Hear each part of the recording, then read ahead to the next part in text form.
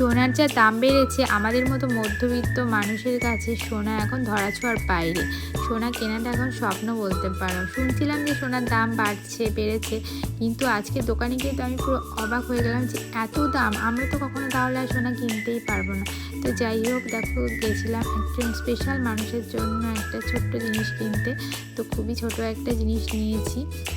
তো যাই হোক, সোনার দামটাই 2-4 দিনে বেশি বেড়ে গেল। যাই হোক, আর কিছু আগে গেলে হয়তো আর একটু ভালো কিছু নিতে পারতাম।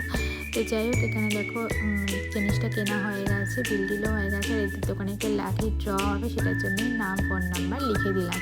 তো যাই হোক, দোকান থেকে চলে এসেছি আমাদের বাজারে। আর বাজারে এসে দেখো এখানে ফুচকা খেয়ে নিচ্ছি। আর ফুচকা খেয়ে বাড়ি যাওয়ার পর তো এখানে চলে এসেছি ফলের দোকানে।